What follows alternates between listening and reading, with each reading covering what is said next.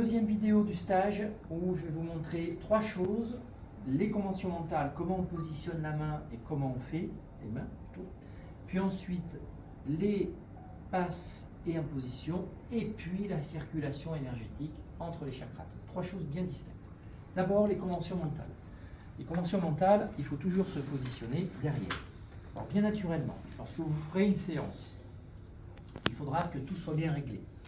Parce que sinon, vous allez vous faire mal au dos. Donc à partir de là, moi j'ai la chance d'avoir une table électrique au bureau, ce qui me permet de la lever, de la descendre, et bon, tous les tabourets le font avec un petit truc qui monte et qui descend. Mais il faut absolument que vous soyez bien positionné, parce que sinon, c'est vous-même qui allez attraper des contractions ou pas aider. Autre chose aussi importante, là ne bouge pas dans ce cas de figure, il faut que la personne soit un peu plus avancée pour que vous puissiez poser vos coudes. Donc là pour la démo c'est pas grave, mais quand vous ferez une vraie séance, les coudes doivent être posés pour vous-même être en parfait équilibre et sans forcer surtout. Maintenant, lorsque quelqu'un est là, on va positionner nos deux mains, les deux chakras mineurs, ici et ici, au niveau de son chakra couronne. Et donc pour ça, on va positionner nos mains de la sorte. Que ça se touche, que ça ne se touche pas, c'est pas grave. Pourquoi je les rapproche au maximum? C'est pour avoir mes deux chakras mineurs dans l'axe de son couronne. C'est tout simplement pour ça. Une fois qu'on est positionné, on attend environ 15-30 secondes et on va avoir un retour. C'est-à-dire qu'on va sentir une chaleur ou un picotement. Ça veut dire que l'énergie de son chakra couronne me revient dans la main et donc ça dénote la connexion. Donc généralement, quand je pose mes mains, j'attends 20-30 secondes et je sens la connexion qui se fait. Une fois que la connexion est présente, c'est bien là que je dis dans ma tête, et toujours dans votre tête, je suis canal, je capte l'énergie pour la retransmettre par mes mains. Ce qui va permettre de canaliser et d'envoyer, et de ne pas vous vider de vos flux naturels. Une fois que j'ai dit ça, je vais pouvoir commencer les conventions. Première convention, je nettoie les tensions. Donc, tout ça se dit dans sa tête. Je nettoie les tensions. Et là, je laisse agir l'énergie. Donc, je la capte en fait par mon chakra couronne. Je structure en mettant l'intention de nettoyer les tensions. Et j'envoie par les deux chakras mineurs de mes mains au niveau de son chakra couronne. Et ça va enregistrer et envoyer l'information sur son corps. Le pouvoir d'intention, ni plus ni moins. Au bout d'une minute, je nettoie les blocages énergétiques. Vous pouvez dire la convention jusqu'à 3 fois, mais pas plus, pour ne pas vous mettre en hyper concentration et ne pas dire je nettoie les blocages, non. Je nettoie les blocages énergétiques, et puis je nettoie les blocages énergétiques et vous laissez passer. Si pendant la minute, vous pensez à votre chien, à votre chat, aux courses, ou n'importe quoi à faire, ce n'est pas grave. Il ne faut pas penser qu'à ça. Mais vous n'arriverez pas, je préfère vous le dire parce que parfois on me le demande, à garder la concentration 1 minute non-stop sur une intention. Ce n'est pas humain. Ou 1 minute, mais vous ne ferez pas 20 minutes ou 15 minutes comme ça, vous allez avoir le cerveau qui va fumer. Donc, je nettoie les mauvaises tensions et après, souvent, je pense à rien. Et parfois, l'idée me vient de savoir ce que je vais regarder sur Netflix le soir. Pendant 5 secondes, c'est pas grave. D'accord? Mais vous avez bien ancré vos intentions au départ. Après, je nettoie toutes les mauvaises mémoires de la vie actuelle. Et c'est pareil, je visualise bien l'énergie, je donne bien l'intention de drainer toutes les mauvaises mémoires. S'il y a une mauvaise mémoire en particulier qu'on avait identifiée par rapport à une problématique, on le cite, etc., etc. Et on tire comme ça les 14 intentions. C'est bon? Si à un moment donné, vous voyez l'intérêt de poser les coudes, c'est que là déjà j'en peux plus. Et donc si vous n'en pouvez plus, ça ne sera pas bon. Il faut que vous soyez aussi à l'aise que la personne qui reçoit le soin, c'est très important. Non, je suis en fin de démo de cette partie. Donc, si à un moment donné, vous sentez vos mains qui picotent ou vous avez des retours, parce que vous avez des personnes qui sont parfois un peu plombées, vous sentez que vos mains, c'est pas agréable, ne décrochez pas les deux d'un coup, ça va couper la connexion. Donc, vous en retirez une doucement, vous la secouez comme ça avec l'intention de la réinitialiser, vous laissez l'autre connecter.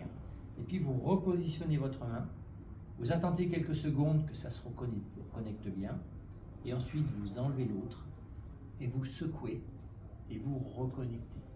Si ça vous le faites 5-6 fois dans les 15 minutes, c'est pas gênant. parce que vous ne loupez pas la connexion, vous ne cassez pas la connexion, et ça vous permet de réinitialiser vos mains. Et c'est important de le faire, surtout si vous sentez que c'est désagréable pour vous, ça peut l'être. Hein. C'est pas pour autant qu'elle est en train de vous plomber la personne. Hein. C'est un petit signal qui dit tiens, c'est temps que je les secoue. Puis même, ça peut même les dégourdir. Parce que 15 minutes, ça paraît pas, mais ça peut être un petit peu long. Et on remet. Et une fois que vous avez terminé les 14 intentions, donc je redis bien que ces intentions, ne les apprenez pas par cœur, vous les gardez à côté de vous, je vous les enverrai en format PDF, vous en imprimez quelques feuilles, et vous l'avez avec vous, et vous la lisez, hein, ni plus ni moins dans votre tête. Quand vous avez fini et vous déconnectez, ne retirez pas les mains d'un coup. Ça peut être désagréable pour la personne, car ça 15 minutes que vous êtes connecté, elle peut avoir une sensation de tirer pour les gens sensibles.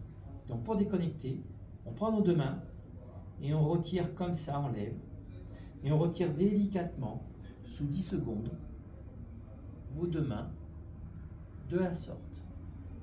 Et la déconnexion est douce et lente. Et ensuite, vous secouez bien. On est bon? Oui. Voilà. C'est pas compliqué. Vous verrez, les résultats sont très bons pour quelque chose qui est très simple. En fait. Ensuite, il n'y a plus besoin de la chaise. Et on va travailler les passes et les impositions. Alors, les passes et les impositions, parfois, moi, je les travaille au cabinet assis. Je fais les passes et les impositions assis car ça me permet de pouvoir régler la table à la bonne hauteur comme elle est sous piston. Et ensuite, j'ai mon truc. Parce que quand vous faites des séances, vous en faites plusieurs par jour, parfois vous pouvez fatiguer. Et comme moi, je concentre tout sur un jour et demi, je ne vous dis pas, des fois j'en prends 7 par jour, à la fin de la journée, j'en dépe. J'ai une question par rapport Oui. à ça, excusez-moi. Justement, pour notre propre fatigue, parce que vous avez dit que c'est pas parce que on ressent quelque chose que nous on est plombé. Oui. Mais si on a plusieurs. Ça peut être fatigant comme toute donc, activité. Hein. Oui, mais est-ce Voilà. qu'il existe quelque chose pour se protéger? Alors, on va voir toutes les protections demain, D'accord, mais je vous conseille au départ 3 séances par jour, c'est bien. d'accord. C'est vraiment qu'on est affûté, que pour en faire plusieurs. Ok. Ok, merci. Mais les protections, on va toutes les rebalayer demain, de A à Z, pour rien oublier, c'est simple, mais ça permet vraiment d'être à l'aise avec ça.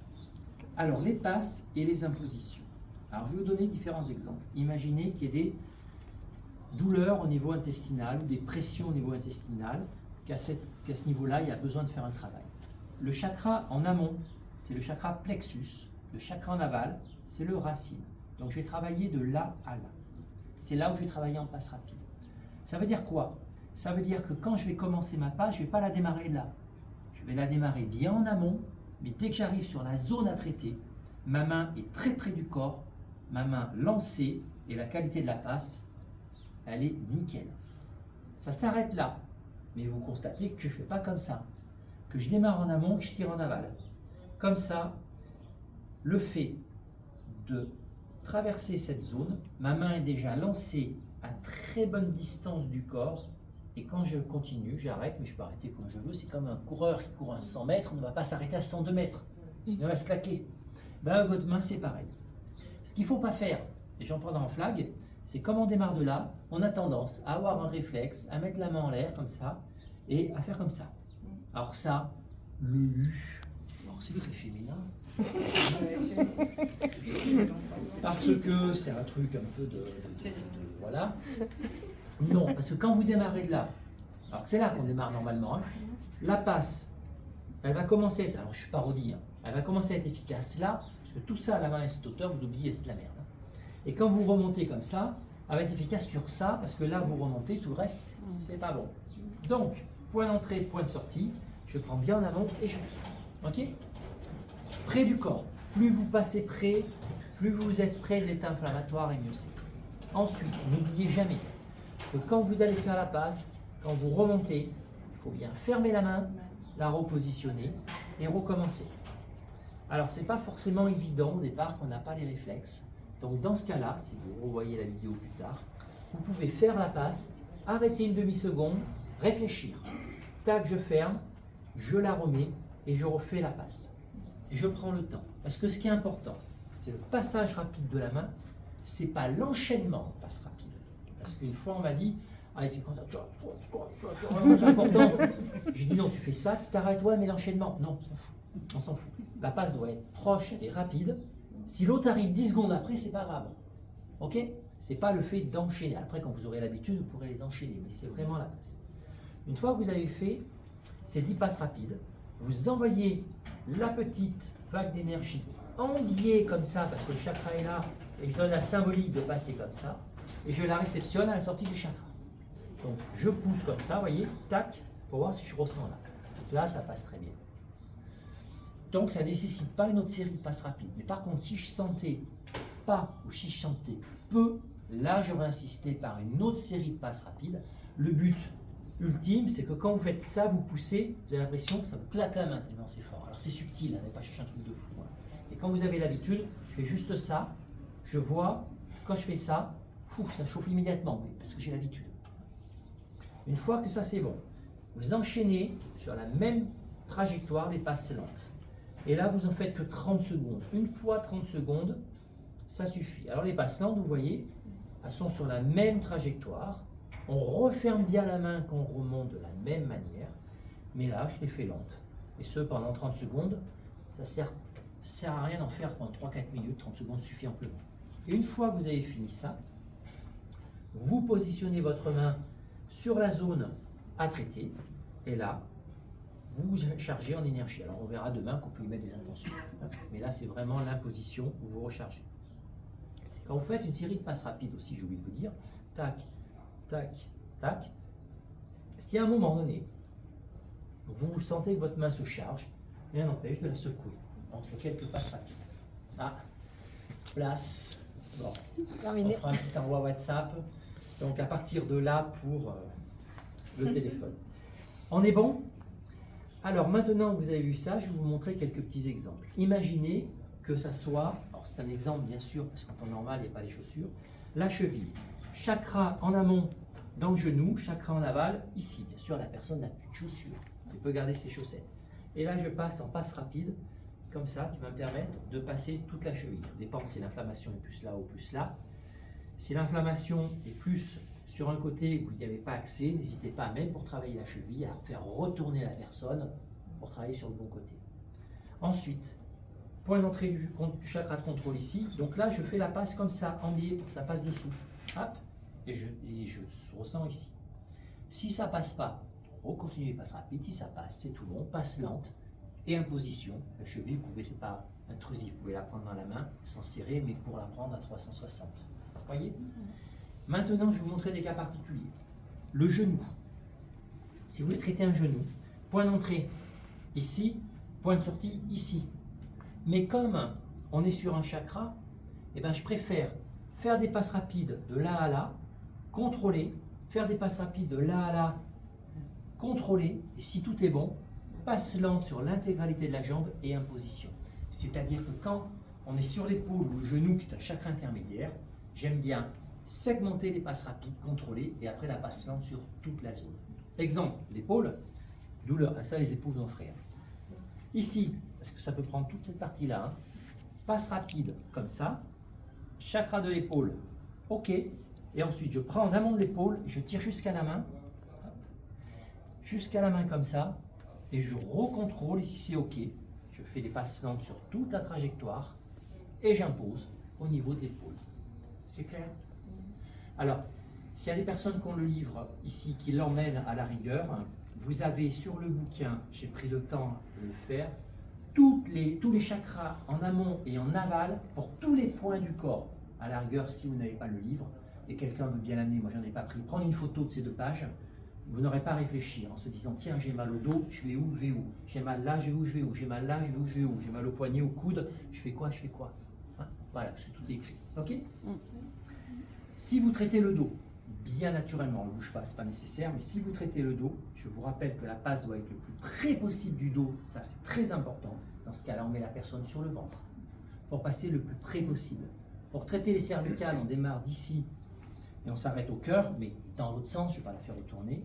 Si vous traitez des lombaires, on démarre du plexus et on sort aux racines, mais bien sûr dans l'autre sens. Ok? Et là, vous verrez que vous pouvez traiter tous les points. Donc là, on est bien sur le traitement de points de douleur, et c'est vraiment une grosse demande en magnétisme, qui se répercute à passe rapide, contrôle, passe lente, imposition. Maintenant, on va voir la troisième partie, qui est la circulation énergétique entre les chakras. Et la circulation énergétique entre les chakras, c'est passe rapide contrôle, passe rapide contrôle, passe rapide contrôle. Il n'y a pas de passe lente, pas d'imposition.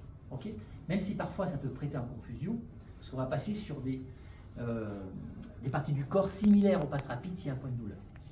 Exemple. Généralement, je préconise de toujours commencer par ce chakra parce que c'est celui qu'on sent le mieux. Donc chakra plexus, puis ici, et après on fera les 3 derniers. Votre main là sera toujours positionnée au niveau du chakra couronne. Elle ne variera jamais, elle ne bougera jamais. Et c'est celle-ci qui va envoyer une vague là, et c'est l'autre main qui va être curseur sur tous les autres chakras. Plexus, ici, je pousse. Donc là, ça passe. Mais même si ça passe, je vous encourage à faire quelques passes rapides pour bien dynamiser. Et on recommence. Chakra plexus, nickel. C'est-à-dire que tout le circuit qui va de là à là, il est dégagé. Même sur la ramification. Parce que le circuit principal, souvent, mais quand ça ramifie au niveau du chakra, parfois ça coince. Ensuite, sacré. Je ne vais pas redémarrer du plexus, je vais redémarrer du couronne. Et je refais la même chose ici. Vous voyez, ici, je le sens légèrement moins. Là, je le sens énorme. Et là, je le sens moins. Hein? Ça veut dire que tout le circuit est bon, mais à mon avis, c'est sur la ramification qui remonte à la sortie du sacré. Donc, je vais dégager ça par un système de passe rapide pour optimiser vraiment tout ça. Et là, je recommence. Si c'est bon, je ressens bien, je passe aux racines. Et je fais ça. Si j'ai besoin de dynamiser, je dynamise comme ça. Et je sens. Maintenant, ces 3 derniers étant faits, je vais faire le cœur, la gorge et le 3e œil. Le cœur, pareil. Là, je ne le sens pas très bien. Il faut dynamiser. Voilà, là, je le sens bien. La gorge, tac. Après, je vous expliquerai pourquoi je fais les 3 derniers. Ok. Et puis, le 3e œil, qui est un circuit très court, hein, que je ne sens pas trop bien. Voilà, et là, je les sens bien. Et à partir de là, vous avez vu que je fais les 6 chakras, mais j'ai toujours parti d'ici. Alors pourquoi je fais les 3 là? Parce qu'on les sent très bien. Au départ, c'est mieux de commencer comme ça. Le cœur, la gorge et le 3e œil sont très subtils. C'est-à-dire que si vous commencez par le 3e œil et que vous n'avez pas l'habitude, vous allez dire putain, je sens rien. Parce qu'ils sont très légers. Maintenant, pour ceux qui ont acheté le bouquin, je ne l'ai pas expliqué, c'est trop compliqué à expliquer. Donc je démarre toujours par le 3e œil. Mais au départ, je vous encourage à faire les 3 derniers, puis faire les 3 premiers. L'ordre n'a pas d'importance. Ok? Donc pas de passe lente, pas d'imposition. On est vraiment sur des débouchages de chakras. Et là, automatiquement, ça les réaligne. Parce qu'on a vraiment aéré. Tous les flux sont optimisés de par ce système de passe rapide. Et ils se remettent tous dans l'ordre. Si vous voulez contrôler au pendule, après, ils sont tous bien. Même si pendant le bilan, vous avez constaté que les chakras étaient nickel, faites un petit coup comme ça. Hein, ça permet de laver la tuyauterie, c'est encore mieux. Ok? Ça, c'est le dernier axe de la journée. On verra que demain, on va conclure par un balayage et d'autres choses. Donc, je le redis bien, les 3 points, les 4 points qu'on a vus aujourd'hui, c'est le bilan énergétique, c'est le pouvoir de l'intention en posant ces mains-là, c'est les passes et les impositions pour les points de douleur, et c'est la circulation énergétique entre les chakras. Voilà, on a vu 4 points aujourd'hui, on verra le reste demain pour faire la séance. Ok? Merci.